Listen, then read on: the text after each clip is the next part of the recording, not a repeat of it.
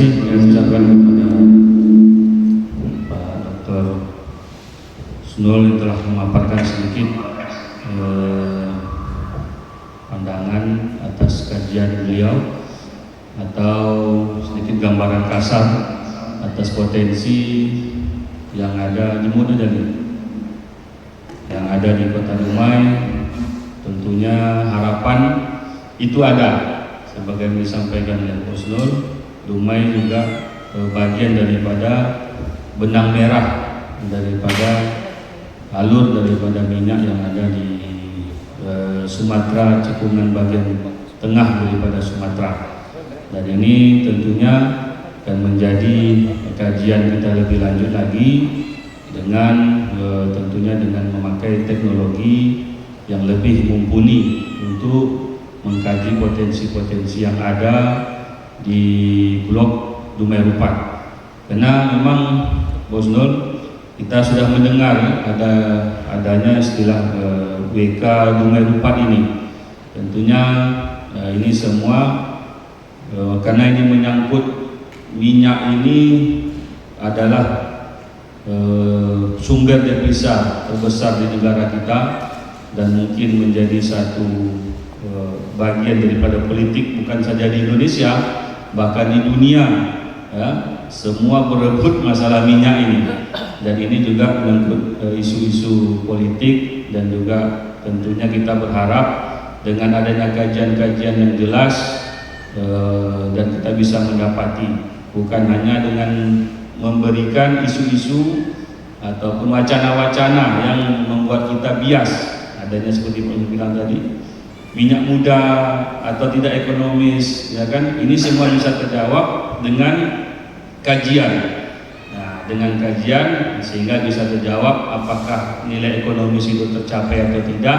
Tentunya dengan adanya kajian dan perhitungan-perhitungan sehingga bisalah kita mendapat satu kesimpulan apakah potensi migas yang ada di blok WK Dumai Rupat ini potensial untuk dikembangkan.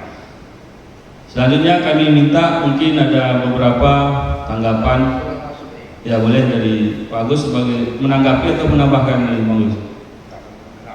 Menambahkan, baik. Terima kasih. Lanjutkan. Jadi saya setelah mendapat penjelasan ini, kalau kita ini kan bukan mengkaji di bawah, tapi di atas, kalau di bawah pembina pendidikan angin, tahunya angin, tapi kalau orang ini pasti. Ketika bicara soal Sentral Sumatera Barat ini bahasanya udah lama tuh sebenarnya. Nah persoalannya sekarang dalam ring merah itu masuk rumah itu kan. Kalau memang potensi 200 dan segala macam, kita mintakan di Pak Jeb itu dulu, sini Pak Jeb, ini penting nih Pak Jeb ya. Pemerintah rumah konsen menyiapkan upaya ini. Kalau bicara soal minyak ini, siapa menguasai minyak dan menguasai dunia? Iya, itu biasa. Tapi kalau 200 belum, tapi kalau 600.000 barel per ton per day bikin itu. Jadi maksud kita paling tidak kita hanya bisa hasil kajian ini dikonkretkan betul. Kemudian nanti kan ada pihak-pihak yang investasi dan segala macam setelah SMB bisa menggunakan ini kalau nilainya itu dan kajian ini diperdalam lagi. Dipastikan betul menurut kita. Ketika itu iya, kemudian yes katanya go, kita jalan dari itu dan memang menemukan minyak, potensinya minyak itu dapat. Kemudian BPH gas sudah bertambah, itu persoalan. Ketika reservoir dan sumpah anggur atau kepala wellhead ada di situ dan segala macam, sama yang banyak ada 10 saja. Nah, jadi berat kan?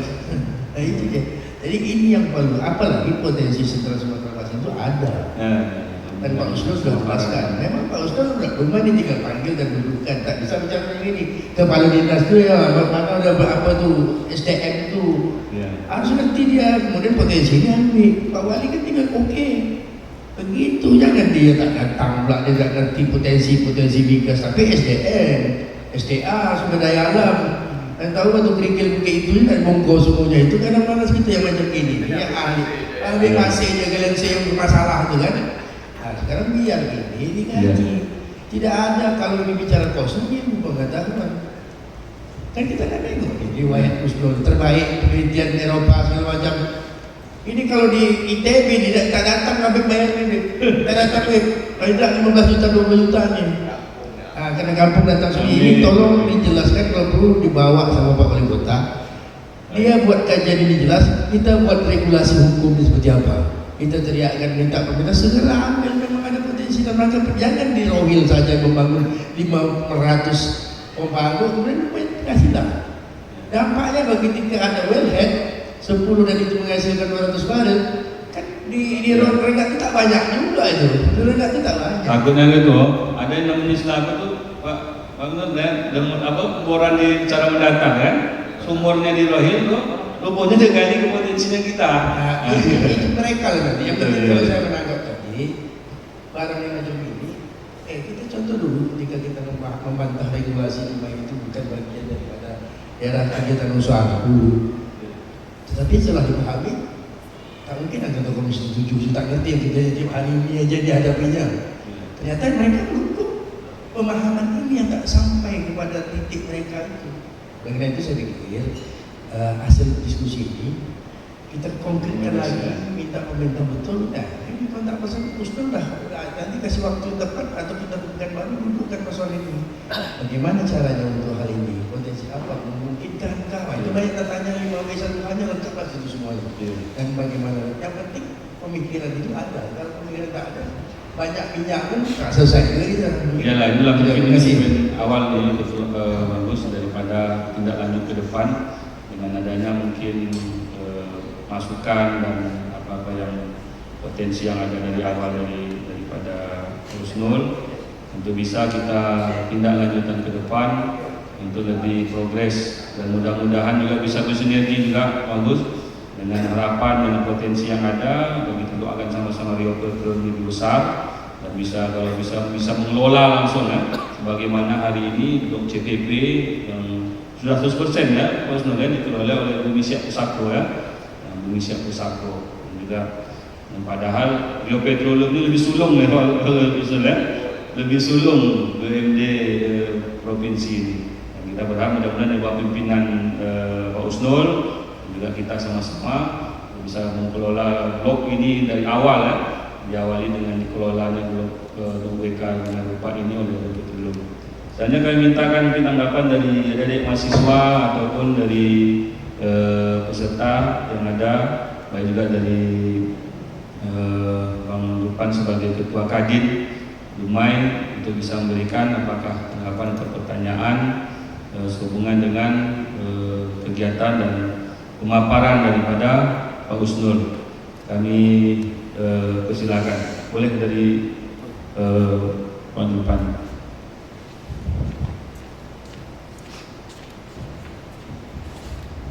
Terima kasih. Assalamualaikum warahmatullahi wabarakatuh. Alhamdulillahirrahmanirrahim. Allahumma sholli ala sayyidina Muhammad wa ala ali sayyidina Muhammad. Sebelum saya merespon apa yang sudah disampaikan narasumber, saya menyapa dulu, terutama mengapresiasi apa yang dilakukan oleh Dumai Institute Center. Ini sebuah hal yang luar biasa, mengawalinya dengan perjuangan yang cukup keras, walaupun masih perlu dukungan dari para pihak. Selanjutnya kami mengapresiasi adik-adik mahasiswa ini ada STMIP, tadi ada SDIA, terus STT, dan terima kasih juga kepada Dinda kami, karena saya lihat lahirnya tahun 86, Dinda Kusnul. Saya 81 wajar manggil Dinda ya, seorang profesional muda, mungkin juga pengusaha muda yang memang dibutuhkan Dumai. Nah, terakhir senior saya Bang Budi sengaja saya sapa terakhir karena bisa jadi tokoh kontroversial belakangan ini adalah Bang Budi, seperti yang disampaikan oleh Pak Jokowi, berambut putih, keningnya betul. Nah, apakah yang dimaksud adalah Bang Budi Agus S. Alam? Nah, karena rambutnya putih, keningnya juga berkerut gitu. Ini sebuah harapan bagi masyarakat Dumai bahwa ada potensi yang tadi juga dikuatkan oleh Dinda Kusnul, ada Namun ini perlu kita bangun semangat kebersamaan untuk membentuk kekuatan, karena sesuai dengan prinsipnya minyak ini licin ya, Dinda, tentu butuh kekuatan untuk bisa mengeksploitasi, baik ini bagi kepentingan Dumai maupun bagi kepentingan bangsa. Tadi beberapa narasumber baik Bang Budi maupun Dinda Kusnul menyampaikan bahasa pemantik. Saya nggak tahu nih apa ya, begitu ya Bang Budi ya. Apakah Bang Budi yang memantik Dinda Kusnul atau Dinda Kusnul yang memantik Bang Budi? Karena justru dari apa yang disampaikan terungkap masing-masing potensi dari narasumber yang juga mengetahui data yang sangat luar biasa. Untuk kita ketahui perlu kita acungkan jempol kepada Bang Budi yang telah berhasil sebagai ketua tim memperjuangkan untuk Dumai dapat bagi hasil 1%. Mudah-mudahan apa yang disampaikan oleh Dinda Kusnul, potensi Dumai, nah dengan semangat yang ada sama Bang Budi ini bisa dipadu serasikan. Saya mengingat bahasa dari staf ahli Menko Marves Bang Sahat Panggabean, Dumai harus padu serasi dalam berjuang supaya apa yang diperjuangkan insya Allah bisa terrealisasi. Mungkin ini yang bisa saya sampaikan, dan saran saya bagaimana mari kita bangun kebersamaan karena ini perjuangan yang besar. Wabillahi taufiq wal hidayah. Wassalamualaikum warahmatullahi wabarakatuh.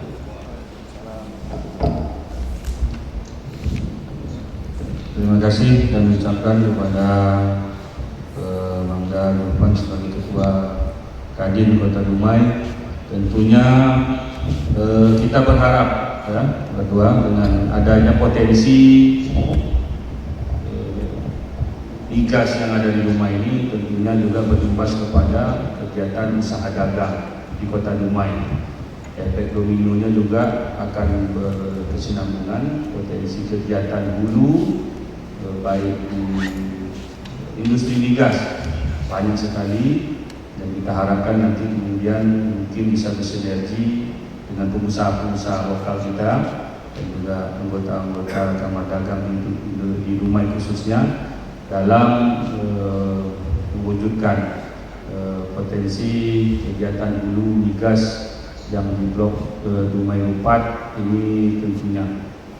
Dan mudah-mudahan dengan sinergi dan harapan kita bersama dukung oleh Kadin Dumai, pemerintah, dan kita harapkan juga nanti tanggapan dari beberapa anggota dewan yang kita ajak join juga bisa memberikan sebagaimana keinginan kita, sebagaimana Bang Gus bilang katakan tadi perlu disupport bersama, karena ini menyangkut juga karena industri migas ini industri besar cost high cost ya Gus Nur ya.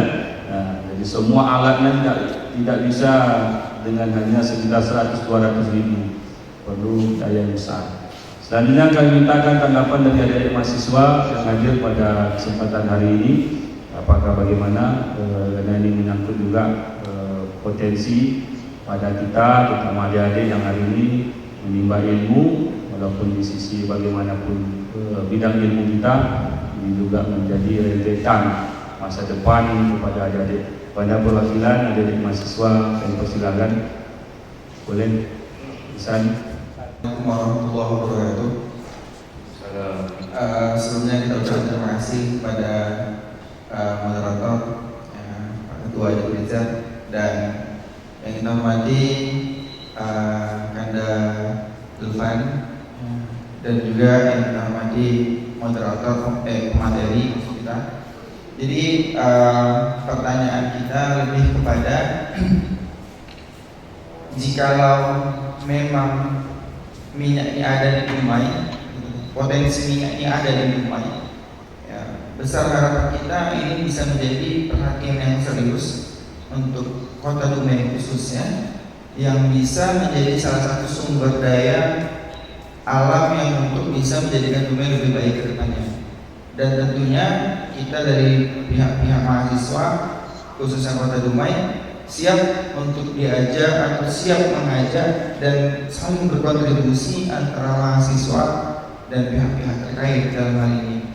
Jadi yang mau kita pertanyakan adalah bagaimana jika tadi yang disampaikan oleh Kanda Husnul bahwasanya kurang lebih barrel per hari itu 500 ke bawah. Nah, itu untuk tahun pertama. Nah, pertanyaan kita yang namanya sumber daya alam kan sifatnya semakin dipakai kan semakin habis. Nah, jadi kalau setelah 25 tahun berjalan gitu kan, tadi kan estimasi waktunya kan 25 tahun kurang lebih gitu kan. Nah, itu setelah selesai masa lama prosesnya, nah kira-kira apa setelah yang bakal terjadi setelah selesai masa pemboran di salah satu titik yang ada di Kota Dumai. Mungkin poin yang ketiga adalah yang besar harapan kita kepada orang tua kita, ayahanda kita untuk benar-benar serius, yang mudah-mudahan dalam hal ini bisa kita dapat tampias. Dalam hal ini apakah itu dalam bentuk lowongan kerja, apakah itu bentuknya beasiswa, baik itu dari ranah terbawah sampai perguruan tinggi. Karena Dumai khususnya meskipun sudah menjadi kota madya, namun krisis pendidikan, krisis sosial banyak kita temukan bahwasanya kayak di kampung kuliner sendiri, bahwasanya banyak orang-orang yang maaf tanda kutip secara fisik mampu, ya kan, secara fisik mampu sehat, tetapi ya kita bisa melihat dengan sesama miris, kita meminta-minta di kota yang sebesar ini, kota yang sekaya ini. Mungkin itu harapan kita dari mahasiswa. Dan ada pertanyaan yang tadi adalah apa yang bakal terjadi jika setelah selesai pengeboran kurang lebih 25 tahun yang akan datang. Mungkin itu aja dari kita. Bila ini sabilillah wassalamualaikum khairan. Assalamualaikum warahmatullahi wabarakatuh. Yang nomor satu biar Pak Agus lah, beliau ini luar biasa. Kalau boleh saya bilang beliau ini referensi tegak saya nih. Artinya kalau biasanya referensi itu kita cukup baca di buku, nah kalau ini enggak, bisa kita tanya langsung. Terkait dengan sustainability dan business development di bidang industri migas yang seperti Adinda kita sampaikan tadi, Adinda Ihsan sampaikan tadi bahwa setelah selesai kita, ya kan, apa yang selanjutnya terjadi. Nah, kalau dalam pengeboran minyak itu dalam pelaksanaannya tidak serumit kalau misalnya di industri tambang seperti tambang batu bara, ya, tambang-tambang yang in situ maksud saya ya, yang harus kita bongkar gitu ya, dimana di situ perlu adanya reklamasi gitu kan. Reklamasinya artinya lubang-lubang yang terbongkar tadi macam mana kita bisa tutup atau kita reklamasikan entah menjadi danau buatan, tempat wisata dan lain sebagainya. Nah, kalau untuk minyak nih dia lebih simpel kalau dalam pelaksanaannya ya. Karena kita cuma buka sumur. Nah, sumur yang kita buka itu pun tidak pula sama dengan size sumur cincin yang ada di rumah di tulang-tulang itu deh Bang ya. Nah, kalau sekarang ada pakai sumur bor aja semua. Prinsipnya sama macam sumur bor sekarang. Dia hanya sebesar kadang 4 inci ya, 6 inci yang tak sampailah diameternya 1 meter itu ya kan. Nah, itu nanti dalam ketentuan bisnis itu dalam ketentuan bisnis ataupun industri migas ini sudah ada ketentuan ketika blok sudah dinyatakan terminasi, blok dikatakan sudah dry well, itu sudah kering, itu akan ditutup dan ada regulasi yang mengatur bagaimana menutup, apakah di semen, cukup di semen ya, dicor atau dengan plat juga tuh berbagai macam lah polanya tergantung tempatnya gitu. Jadi dia tidak serumit kalau kita bandingkan dengan industri tambang. Tambang ini kita bongkar nih. Contoh batu bara, kita kupas OB-nya dulu kan, kita kupas lapisan penutup. Nah, itu aja dah membuat satu sampah atau satu residu tersendiri gitu kan. Baru kita ambil batu baranya kita ambil kan jadi kolam nanti kan gitu dan seterusnya. Nah, kalau minyak tidak seperti itu. Kita cukup menutup sumur. Nah, cuman yang perlu diperhatikan adalah terkait dengan limbah ataupun dampak kebocoran minyak, ya, dampak kebocoran migas itu sendiri. Nah, kita sekarang sedang disibukkan ataupun sedang hangat-hangatnya isu terkait limbah B3 oil contaminant waktu zaman Chevron kemarin. Nah, ini masih terus bergulir jadi bola panas yang sama-sama kita ketahui. Yang saya sangat herankan itu, tapi mungkin ada pertimbangan tertentu, kok bisa dosa ataupun tanda kutip dosa bekas Chevron itu menjadi tanggung jawab PHR gitu kan. Lucu juga, orang yang buat salah gitu yang mengemasnya kan.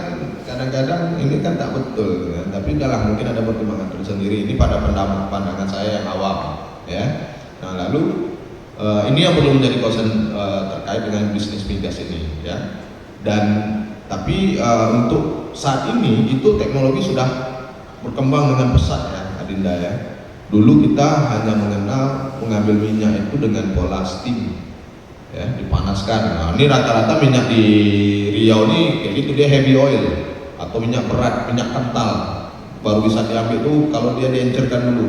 Nah, rata-rata tuh di Riau ini. Jadi dulu steam, sekarang sudah banyak, ada IOR, ada surfaktan dan lain sebagainya. Jadi kemungkinan untuk tumpahan minyak itu bisa diperkecil. Itu satu. Yang kedua terkait dengan posisi salah ngebor gitu ya. Nah, ini posisi salah ngebor ini biasanya hanya kejadian-kejadian luar biasa yang akan menimbulkan bencana.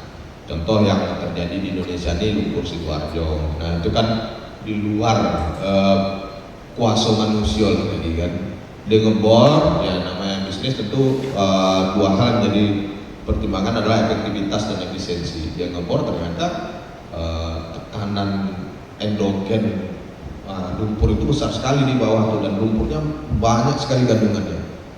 Itu jadi masalah karena dia sampai dibuka penutupnya, jadi keluar gitu kan, dan masif, kemudian volumenya besar sehingga dia menutup semua daratan yang ada di daerah Sidoarjo tersebut ya. Itu menjadi konsentrasi, tapi itu kejadian 1 in million lah gitu apa.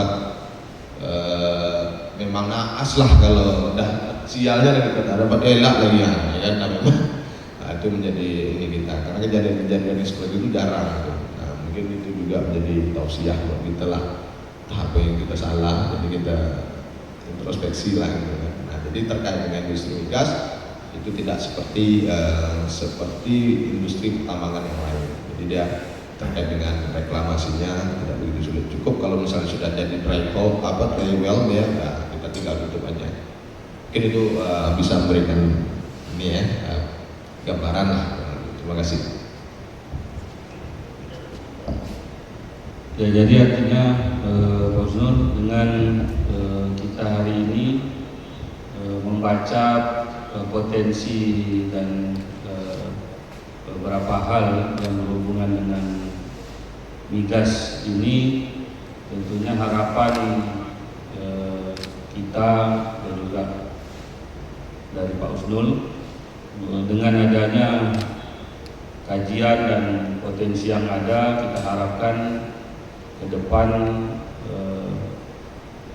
Riau Petroleum bisa bersinergi dengan kita, baik dari sisi kajian-kajian selanjutnya dan juga untuk bersama-sama baik dengan pemerintah dan dengan pihak legislatif, minimal sebagai karena pelaku bisnisnya yang sudah berjalan hari ini Riau Petroleum, mudah-mudahan kita bagaimana potensi untuk Riau Petroleum bisa bersinergi kira-kira Pak Husnul untuk bersama-sama kita dalam mengelola ataupun bisa memberikan tindak lanjut daripada hasil kegiatan dan diskusi kita pada kesempatan hari ini. Menurut Pak Husnul dari sisi mungkin manajemen daripada Riau Petroleum sendiri, keterlibatan ya sinergi antara Riau Petroleum ke depannya dan kita yang hari ini. Oke, terima kasih. Nah, ini jadi saya kalau misalnya dikasih materi ini satu diskusi 2 materi nih. Nah, kalau tempat lain semua materi banget saya. Nah, jadi gini Bang. Nah, ini dia akhirnya dipancing-pancing juga saya keluarkan lah. Perlu kita ketahui bahwa kita Kita harus bersyukur memiliki pemimpin-pemimpin yang on the track sebenarnya. Contoh Bang Faisal, saya tahu macam mana lajunya Bang Faisal, yang kencangnya Bang Faisal untuk pembangunan Dumai. Di satu sisi saya juga berhubungan dengan gubernur dan saya tahu persis macam mana gubernur Riau saat ini itu berjuang, itu ibaratnya ini meminjam istilah euforia saat ini Piala Dunia. Kami itu udah macam main bola dengan Pak Gup. Artinya Pak Gup memang betul-betul konsen ya penuh terkait dengan di Rio Petroleum ini. Tujuan utama kita kan sekarang PI 10% ya. Itu saya merasakan betul, terlepaslah orang suka atau tidak, tapi saya harus objektif bahwa apa yang beliau lakukan saat ini, kalau tak ada campur tangan beliau, takkan dapat kita PI 10%. Ini perlu saya sampaikan ke khalayak bahwa Riau itu menjadi daerah ketiga yang mendapatkan PI 10% yang ada di Provinsi Riau. Saya pikir kita perlu apresiasi lah untuk ini. Karena itu tadi, dan perlu diingat, ada dua provinsi yang lain, itu Jabar dan Kalimantan Timur, itu mendapatkan PI 10%-nya mereka enak, mereka digandeng dan digendong. Kalau Riau mendapatkan PI 10%-nya, barang serah.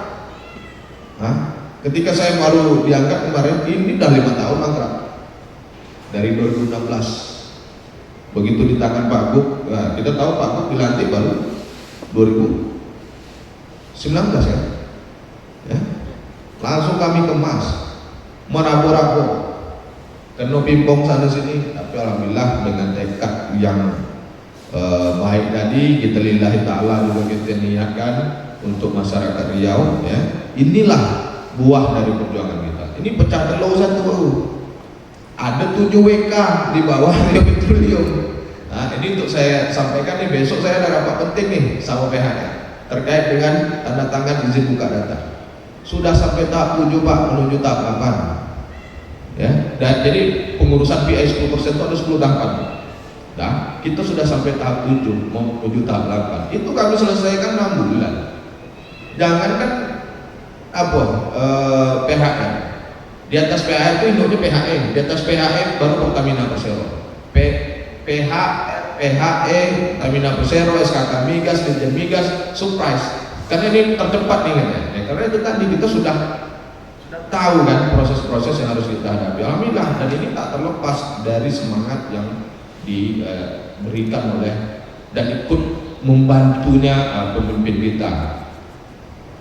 Insya Allah Pak, ini dah menjadi rahasia umum ya, tak apa-apalah saya buka di forum ini. Tahun depan itu Rio Petroleum ditargetkan dividennya untuk diberikan ke Provinsi Riau ya. Dah. Provinsi Riau itu 50%, jadi 50%-nya daerah terlantar. Riau Petroleum tahun depan ditargetkan dividen 500 miliar. Mohon doa per tahun tahun 2023 aja 500 miliar. Mohon doa ini wujud di tangan anak Dumai ini. Kalau itu terjadi, berarti kita adalah BUMD yang ngasih dividen paling besar di Indonesia. Kalah BUMN. Boleh gandeng BUMN lain. Nah, ini dah sampai tahap 7 Bang. Insya Allah besok ini kami tanda tangani next ke tahap 8. Selesai tahap 8 dan itu semua mengerjakan lokal Pak. Maaf, tak ada internasional, tak ada lokal. Berdayakan lokal. Tim yang menggaji UIR itu punya perminyakan sejak 80-an. Kemana waktu kalian tak kalian buka? Kalian tutup juga, kalian pakai ITB, kalian pakai UGM, kalian pakai yang lain. Orang itu tak ada lapangan minyak. Ini gitu tinggal sini ayah gitu lewat jalan minyak dulu kecil lagi saya langsung masuk lagi jalan minyak itu leset tuh. Tak orang lain suruh ngerjakan. ITB mana tahu dia tentang ini bukan masalah apa tidak. Mana tahu dia tentang Sentral Sumatera Basin. Cuma dari buku. Kita tinggal di situ, tinggal di CSB itu, Cekungan Sumatera Tengah itu kita rumah itu di atas itu, maka rumah itu yang rumah ini banyak lagi. Tumat ini kawasan hutan tengah kota, mohon maaf ya kan. Begitulah teraniaya gitu. Nah, jadi inilah mimpi Pak Gup. Terima kasih nih Pak Moderator dibuka bahan ini. Pak Gup tuh punya mimpi. Aku kan tidak pernah buat PSP. Nah, kita bawa ke ranah yang lebih besar. Pak Samsuar nih mencatat nih, kita bawa yang lebih besar. Siap bisa, masa dia nggak bisa? Ini besok itu sedap ini ya. Kenapa sedapnya? Kita dapat biaya 10% ini ada modal. Ada modal yang mana modal itu tidak datang dari kita nyusu KPBD. Ini murni hasil bisnis. Modal ini kita putar, jadi gitu. Iko bisa bayangkan tak? Kalau udah berdua ini kan sedap kami bual kan, bahkan pakai Diko aku juga kan. Iko bisa bayangkan tak? 20 tahun lagi, ya, misalnya nih, ya, kita bisa bersaing karena satu WK itu umur 20 tahun. Bisa pak, agak gitu non. Ikut tanding sama perebut, ikut tender lelang WK tuh kan. Nah, ingat 20 tahun lagi itu bukan kami bang, bukan kami. Dia bilang itu bukan kita non, bukan kita lagi di sini, tapi saudara yang melanjutkan perjuangan kita. Tapi batu ibak rumah, fondasinya kita buat tapak begitu. Nah itulah mimpi dari Pak Gubernur. Nah ini saya pikir terlepas kita punya pandangan yang berbeda, hal-hal yang sifatnya baik seperti ini wajib kita dukung. Saya orang terdepan kalau terkait dengan pengembangan daerah seperti apa. Mohon maaf, terlalu banyak hal yang sudah saya korbankan demi saya balik ke daerah. Nah itu pula mungkin ya biarlah Allah aja yang membalas apa yang cukup kita berikan kontribusi untuk daerah kita gitu. Nah ini perlu kita support. Nah kalaulah misalnya tahun depan itu kami dapat ke 10 tahapan itu berarti kami dah ngantongi duit 500 miliar. Ageleng semua menyelesaikan 200 barrel sehari ini. Paling bonus tanda tangannya paling sekitar 10 juta USD. Bagus 150 miliar ageleng itu nyo. Duit ada 500 sih kan. Nah, tapi itu tadi kita persiapkan. Tak mungkin kita jangan pakai pola pikir yang lama. Kita dulu kan, kita buat dulu kan, habis itu betul gak bohong. Sama lah macam Rio Petroleum ini 20 tahun berdiri belum ada pendapatan, alhamdulillah tangan anak Dumai baru sejak berdiri selama 20 tahun menghasilkan pendapatan. Nah ini semangatnya harus kita jago nih, bagus. Kami ini bisa jadi macam gini nih terus terang aja, bukan kan bapak mengayo, tapi karena semangat aja belum nih. Tapi alhamdulillah duduk sama Allah ada aja jalan. Terima kasih, mungkin itu sebagai tanggapan dari saya Pak Moderator. Ya, alhamdulillah, artinya mudah-mudahan kita sama-sama mendoakan dengan awal yang baik dan ke depan kita. Jadi yang sudah berjalan hari ini di Blok Okan ini di WK mana, yang sudah 100% di? Oh iya, lupa saya menyampaikan. Diapain sama? Jadi dari 7 WK yang ada PI 10% ya, ini kan beda-beda nih. PI 10% ini kan berdasarkan Permen SDM nomor 37 tahun 2016. Dari 7 WK yang sudah berhasil itu WK Siak. WK Siak kami sudah dapatkan, dan itulah tadi yang saya bilang sejarah Pak Riau pertama sekali dapat ya, dan dengan perjuangan yang luar biasa 3 baru daerah di Indonesia nih yang dapatkan duit PI 10% itu, kita yang ketiga. Kalau yang 1-2 tuh enak mereka digendong dan digandeng, enak ya. Itu kondisi mereka. Kalau kita perusahaan itu aja dah beroperasi sejak tahun 2014, sementara permen ini baru lahir tahun 2016. Nah itu kan alot nih prosesnya. Nah selanjutnya untuk WK Rokan dan WK Kampar berarti dah 3 WK ya. Ini di tahap 7 menuju ke tahap 8.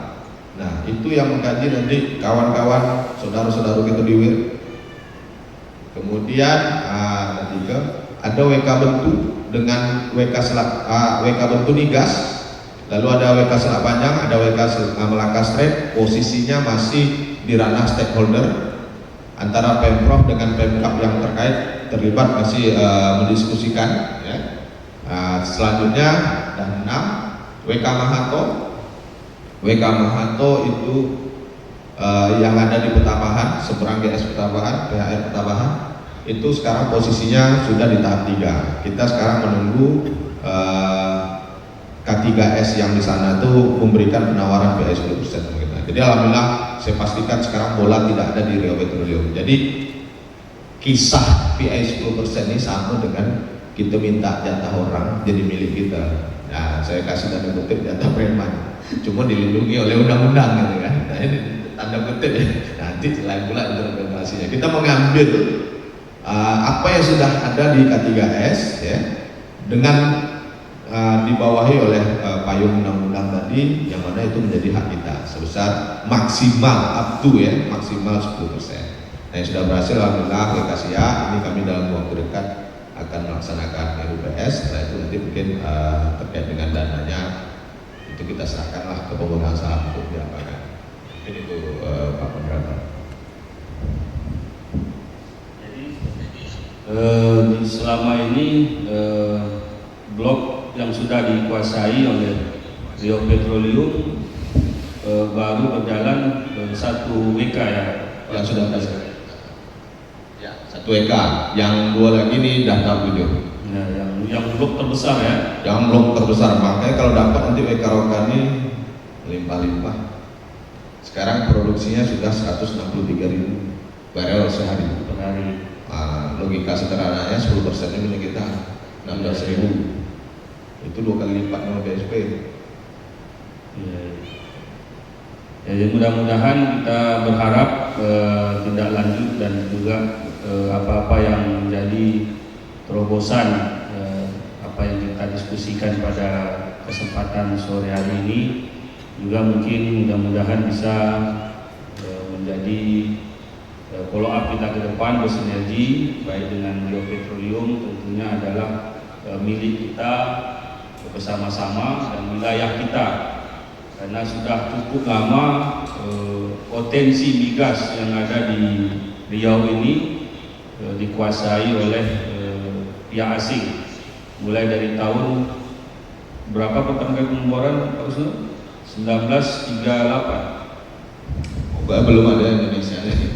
Sudah mulai ya, sampai kontrak dengan 2021 ya, beralihnya blok-blokan ke tangan Ibu Pertiwi yang disampaikan oleh Bapak Jokowi. Dan mudah-mudahan melalui awal juga Rio Petroleum juga bisa bersinergi juga ke depan, selain daripada beberapa BUMD provinsi yang sudah bekerja, dan juga kita akan berusaha mudah-mudahan bisa bersinergi dengan kita untuk tahap selanjutnya. Dan kita harapkan tetap bisa menjalin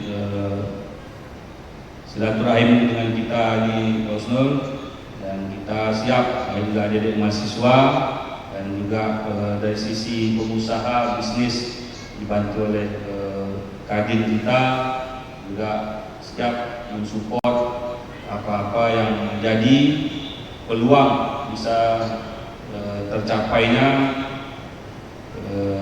kajian ini, karena ini juga menyangkut, kita juga sudah memahami sekali minyak ini menyangkut kepentingan banyak dan juga kepentingan besar.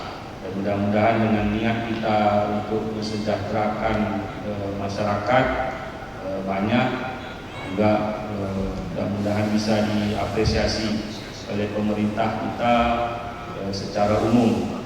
Dan mudah-mudahan dengan sinergi dan kita sama-sama mendukung kerja-kerja yang dilakukan oleh Rio Petroleum ke depan, kita harapkan target-target yang diberikan ini juga sangat membantu daripada kita, terutama di bawah kepemimpinan Pak Usnul. Kita berharap bisa memberi kontribusi yang banyak juga dari kita Kota Dumai secara lebih kecilnya lagi. Sedikit closing saja mungkin, closing dan mintakan kepada Bangda Agus Wiranto dan juga beberapa hal-hal mungkin sebagai penutup kegiatan kita pada sore hari ini. Pada terima kasih Pak Jeff. Mungkin saya lebih konkret gitu. Kalau bicara soal retorika, bicara soal capek gitu. Kita bicara konkret saja. Yang kita ingin buat ini jelas barangnya, kajiannya ada, orang profesionalnya dari domainnya ada 2 nih. Aspek Profesor Khusus Kosarian satu, aspek Profesor Muslim itu di stage dekat kira-kira. Dekat. Itu yang OER-nya itu, yang lebih konsen ke OER-nya. Itu. Jadi 2 orang yang dari rumah ini cukup memberikan rekomendasi barang itu ada, Kadin main ini. Udah Kadin saatnya bicara, kalau mau investasi segala macam, itu kan harus Pak Wali aja. Ini Pak Wali ada tuh kan. Saya bilang aja, beri kesempatan untuk membicarakan hal ini. Tapi tidak tahu mensyukuri itu dalam konsep ia menggali potensi. Allah kasih minyak kita diam, itu sama kita kubur nikmat. Ketika minyak itu ada usul bicara Sumatera Central Basin di situ, kita riset. Loh, kalau riset tidak usah pakai rate per triliun, pakai dia sendiri aja nih. Dia nak rumah ini, ikut Wali minta dengan segala hormat, didampingi si Sulpan dan teknis segala macam. Serius bicarakan ini. Ya. Terkait juga nanti bukan hanya yang sentral ini investasi besar, tapi tidak terlalu juga dong. Orang pakai minyak mesin air lagi di daerah mana Jawa itu, ya banyak itu kita saja termulai. Tapi yang saya tangkap bahwa ini potensi ini nikmat. Ketika nikmat tidak mampu, minimal kita riset dulu dan tahu tak bisa karena investasi sudah terima, lain cerita. Apa pernah diukur itu? Ternyata tidak, ternyata rumah ini mungkin kedalamannya cuma 10 join dan 5 join aja selesai. Sedikit aja tuh, kalau 5 join tuh. Nah, jadi oleh karena itu saya pikir konkretnya adalah bagaimana nanti Kadin, pemerintah Kota Dumai, kawan-kawan yang aktif untuk mengurus sama-sama. Pak depan, ayo Pak depan. Sekalian regulasi, misalnya tadi usul ada bicara tentang CPP.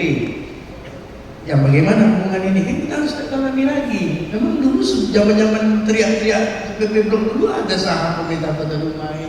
Apakah tak ingat saya duitnya masuk, tapi bagaimana prosesnya juga itu ditelusuri. Kalau memang ada saham nanti apalagi sudah ada PI 10%, yang saham itu adalah saham aktif, kalau memang duitnya masuk, bukan saham kosong doang, lumayan kenapa duit. Nah, ini yang mau kita soalnya. Turunan-turunan ini kita harus tahu itu masuk tadi misalnya regulasi wilayah batas itu diskusi. Tapi konsen jangan habis ini besok diskusi kemiskinan KB dan segala macam pemberdayaan perempuan, itu baru diskusi migas nih. Konsen lah orang-orang konsen, jangan nanti orang politik pemilu kita bicara soal itu namanya podcast. Tapi orang-orang yang konsen di migas. Kalau podcast kan dapur nih. Bicara politik dia, bicara kucing dia, bicara ini dia, bicara alam dia, bicara banjir dia, semua masuk pening. Tapi kalau ini konsen, di sini ada potensi, ada nikmat Tuhan yang sudah turun diberikan kepada kita ketika potensi kita garap, kita kubur nikmat. Baik Jakartum, Ta'ji dan Nagum, Kafatu Bina Bina Syadid. Assalamualaikum warahmatullahi wabarakatuh. Satu lagi, yang kau tadi saat apa terjadi 20 tahun nanti? Allah kuasa, Allah tambah minyak rumah ini kan bisa jadi. Benar. Apa namanya migrasi? Ini dulu ini migrasi ke rumah ini. Kalau minyak di bawah itu sampai di rumah mana? Tahu pindah kok? Kadin. Ini ada satu, tapi ini kita saya nambahkan aja nih tentang migrasi. Dulu saya pernah membukakan satu teori dan alhamdulillah teori itu ternyata terbukti. Apa teorinya? Ini menarik memang, cuma kita ini terbatas waktu kan. Tapi tak apa-apa, ini biarkan ini jadi pemula ya Bang ya. Nanti bisa kita lanjutkan. Dan teori saya itu satu, orang kena musibah kita dapat berkah. Apa tuh? Mohon maaf, tanpa ada maksud apa-apa. Orang dapat musibah, kita dapat berkah. Ini dalam konteks yang lebih besar. Bumi di tetangga kita digoncang, kita dapat untung. Jadi minyak-minyak yang selama ini tersimpan di bawah-bawah itu yang tak sampai teknologi yang manusia punya ini bisa terambil, karena kena goncang tadi naik deh. Ini kan migrasi nih. Apalagi di dalam proses dari dalam bumi itu kita kenal nama istilahnya dinamika tektonik. Di dalam bumi ini ada nama tenaga endogen. Ini pasti mendesak terus sampai ke atas. Makanya ada gunung api, ada apa segala macam, ya kan. Nah, ketika tetangga kita kena goncang, kena gempa, kita kan kena goyang juga nih. Nah, mau goyang lah, naik kan? Ini airnya, pertama kita cuma sampai segini ya, tak sampai ya. Kemampuan kita cuma sampai sini, teknologi biar bisa sampai sini. Tapi tiba-tiba kena gempa bumi ini, kan naik, migrasi ke atas. Makanya, tulan tadi kata Mas, mungkin bisa tambah. Itulah aku Ini PHR gila-gila nih, mengukur 500 karena itu potensi yang lebih besar ternyata. Tapi ini tidak dibuka. Habis namanya, om, Nah waktu itu lah banyak pekerja, pikirkan ini dulu, nanti kau yang menciptakan kerja. Jangan terus berpikir menjadi pekerja kami bagaimana. Kita keluar memang nanti baca nih 3 SKS nih. Baik, terima kasih kami ucapkan. Terima kasih sekali lagi kami ucapkan kepada Bang Sujanto yang telah bersama-sama berdiskusi kepada kita mulai dari awal, dan beliaulah yang mengawali, menginisiasi, menggerakkan potensi migas yang ada di Dumai dan juga memacu kita bersama-sama untuk lebih jauh mengkaji hal-hal yang berhubungan dengan potensi migas yang ada di Kota Dumai. Dan terima kasih juga kami ucapkan kepada Pak Dr. Husnul yang telah bersama-sama pada kita pada sore hari ini dengan segala kesibukan beliau dan juga perhatian beliau kepada kita di Dumai sebagai tanah kelahiran beliau, dan juga menjadi kepedulian kita bersama di tanah negeri kita ini, yang kalau kita tidak hari ini berbicara, kapan lagi kita akan berbicara? Ya, inilah masa kita, generasi kita tahu hari ini kita mungkin terwacanakan Dumai itu tidak punya potensi. Hari ini Dumai itu tidak ada SDA-nya. Kenapa? Karena kita tidak pernah mengkaji, tidak pernah meneliti. Ya, alhamdulillah dengan awal ini mungkin kita bisa lebih jauh lagi dengan apa yang diberikan pemantik awal daripada kajian daripada Pak Dr. Husnul. Mudah-mudahan kita akan menemukan dengan caranya kita saling bersinergi sebagaimana yang Bang Agus sampaikan, ya kan, antara akademisi, antara tenaga ahli, pengusaha, akademisi, saling bersinergi, pemerintah dengan kira-kira support, dan juga legislatif juga kita inginkan juga bersama agar mensupport ke depan, memberikan tindak lanjut, dan kita insya Allah bagus akan kita follow up ini kembali hasil awal ini, dan kita akan terus bersinergi dengan Pak Husnul dan juga Pak Pemerintah Kota Dumai dan legislatif, dan kita harapkan tindak lanjut ini terus tidak hanya sekedar wacana di awal, kita ingin juga bagaimana melihat ending goal daripada apa yang menginisiasi kegiatan kita pada sore hari ini. Terima kasih juga kepada audiens yang hadir, Pak Ketua Kadin Dumai atas perhatiannya dari awal kepada kita, adik mahasiswa, dan juga kami harapkan support untuk ke depan kita saling bersinergi. Dan terima kasih segala sesuatu juga yang berhubungan pemerintah Kota Dumai tentang perspektif kegiatan kita, Dumai Dokumentasi juga bersama kepada kita mendokumen kegiatan kita pada sore hari ini, dan kita mohon kepada Allah berdoa mudah-mudahan kasih kita diberikan kekuatan, kesehatan, dan kepahaman sebagaimana Bagus bilang itu tidak kita dipahamkan ya Bagus ya, mengkaji daripada sedikit saja dari kajian yang kita buat ketika perjuangan Blok Rokan itu, kalau tidak ada ilham ya tidak bisa. Mudah-mudahan dengan rahmat Allah sehat kita, dan kita bersama-sama kembali dalam suasana yang lebih baik lagi dalam diskusi-diskusi. Terima kasih, kami dari Dumai Institute mengucapkan terima kasih. Wabillahi taufiq wal hidayah. Assalamualaikum warahmatullahi wabarakatuh.